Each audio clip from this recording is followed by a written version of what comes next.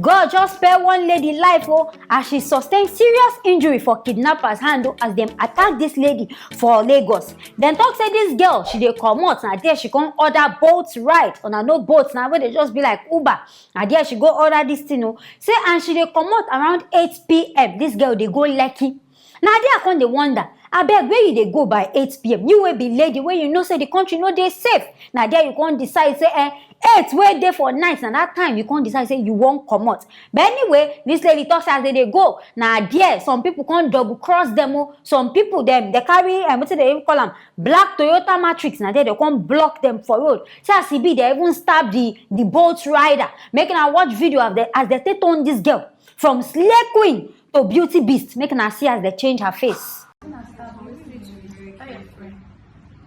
Please, be very careful. This is what they did, though. My friend, oh my God. Hi, your friend. You see, after collect her phone, collect money, collect everything, you almost killed that day. Government says, we are not secure anymore. We are not secure anymore. Government, we are not safe. Hey, una don see person pikin as her face don change. In fact, if they tell you na this kind fine girl, you no go even believe it because this one they don't change her, they don't disfigure her face. Everything don't change from beauty queen to beauty beast. She don't even change totally. Now this whole thing they talk say as then these kidnappers double cross them, now there they can't carry the girl, leave the Bolt rider. But I know say since all this time they always talk about this Bolt rider. Say it be like say they link with all these kidnappers because so many things don't they happen between them these Bolt riders. But as it be they carry this girl. The girl talks as they can't carry her go. Now there then these kidnappers they come they argue. One begin press her breast say the blood say the breast no they big enough to do it in the hey my people will get small breasts like me making now they happy because people will get big breasts now they use they do ritual now so on a when I don't get big breasts making now they thank on our God because now people will get big breasts now and they use see as they press this breast they see and say no this breast too small you know if you do it they won't do now there they come see say okay. Wetin they go even use and do where they go still even carry this girl go the Babalawo place abi where but as this girl sef hear this thing na there she come begin start to dey fight then these people start to dey argue with them before we go see to say these people don carry knife start to dey stab this girl. In fact na God dey on this girl side. See as they start to dey stab her she sef she dey argue with them dey do everything na there she can't even manage fly comot from the window. In fact this girl you be Bruce Lee abi na because for you to fly comot from window e mean say you get power you get energy to even fight these people. Ladies abeg if una dey comot bear na pepper spray bear na laser and I go buy make una buy am dey hold all these kind things because Nigeria dey hot now things dey always happen. But this girl dey lucky sef say as they stab her she no even in fact na just wound na she sustain. Una watch the video as they do her. The thing no even to at least they fit treat her. Thank God say she no die. And thank God say they no even go stab her for places where be say the thing go come even worse, affect her life. But me as I dey they think I'm say that Uber I say Uber, that Bolt rider he know something about this matter. Because if say himself they attack him, why he no come outside come talk say okay they attack him in this so police hospital I been don't go report for this so police station. We no hear anything about them. So my mind they tell me say this Bolt rider knows something about this whole matter. Because we know say now that they always attack people inside all these Bolt ride. And not be today that one they happen, it don't they happen since. So for them to just come, they come double cross and leave Bolt rider, come carry you. It means that somebody don't already inform them. Because for somebody to come block you, you if you could just stop just like that. It means that the person don't they trace you. The person don't and not be only this girl be girl for road.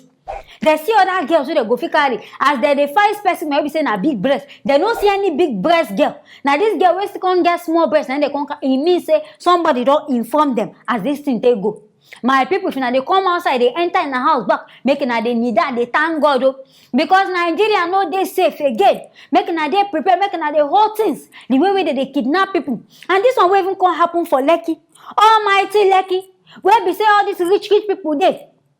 Wizkid, Davido, all of them, Nigeria, they live in that kind of place. Now this kind of thing can happen. If this kind of thing will happen for like my sister, you wait there Oshodi. In fact, they go bundle you inside sack, carry you. Nobody go even hear yourself say they even carry you. Make we dey very careful. Make we dey watchful. As we dey come out, make in fact, as we dey come out, they pray for one mind. They use one mind. They pray to God. Say God, I beg as I dey come out. Make I come back safely. Because now the way they go just even carry you, everybody just they vanish. You go come outside today, tomorrow they go here say, you don't miss, you don't disappear. If you don't disappear, they don't kidnap you, they ask some kind of big money where you go use stay pay. If nobody say God follow this girl there on her side. In fact, if you just hear saying this girl said don't die, I be something don't happen to her. But a woman with a wakurukere waka, where they go by 8 p.m. What do you they find? When we say you know even stay for your area, at least you know say won't come out. You won't go this kind of far distance. Come out early. 4 o'clock, 3 o'clock, you did there, you sit down for your house, berekete. You don't think I say you won't come out. Now 8 p.m. where everywhere don't dark. Where ritualists, they don't set, they don't prepare, where they are God say, okay, we safe. We won't go invest in our work. Now there you say, can't go put head for. I pity you as the take pity you, do your face like I really pity you. But you say next time, get careful. Nowhere you go, the worker go. Because I know say no responsible picking go just decide unless in a business you they go for. But if not be business, and all this na kind worker way, you know they even get head. We know they illegal. If not that kind of worker, I no go talk say you deserve this thing.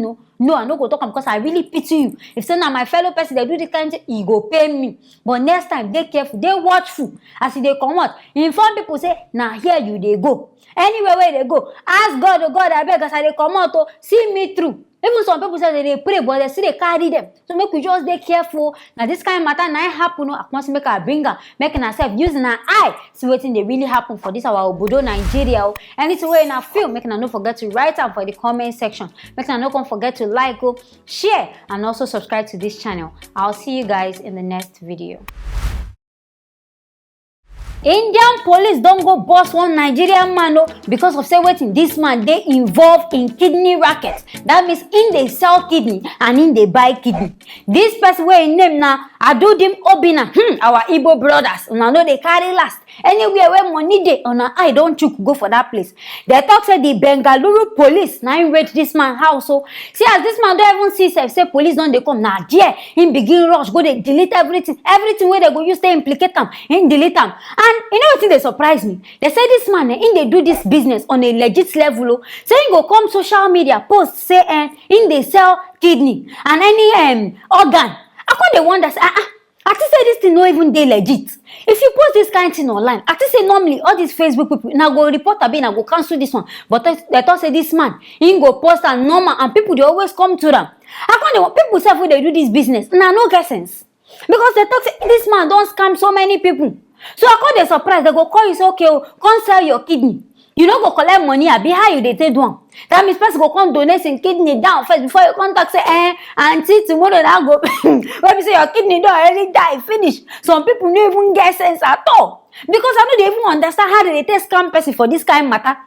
Because Lego people were wise like this. Maybe na Indian people they do them for. Maybe they know to get sense. Because I go come meet human being, normal human being, because okay, come sell your kidney for me. You know, come pay me. You mumu, you know wise. I be your brain there inside your pint. Because I don't understand this kind of matter. But as it be, police don't catch this man. And the two we call even worse the wahala. They talk say in passports they even expire. And I know say now for India, any small thing, if your passport don't expire, that they deport people. Any small thing, especially Nigerians, they carry them, they carry them come back to their country. Now they notice say this man thing don't even expire one. And secondly, in Conde they scam people. Go tell you say bring money in they sell organ, in they sell this one. That means this man now in they sell things for all those ritualists. As I they see all those Nigerians where they go come, they say, okay, they won't come work. Maybe now go cut their liver, cut their things. They sell for people because you, normal human, where you they see organ, they sell. If nobody say yourself, you be kidnapper, you be ritualist. Where for they see all this kind of thing they do. All these our Nigerian brothers, we know even they fear, we know they even think themselves, say, this person organ what they think, now human being own.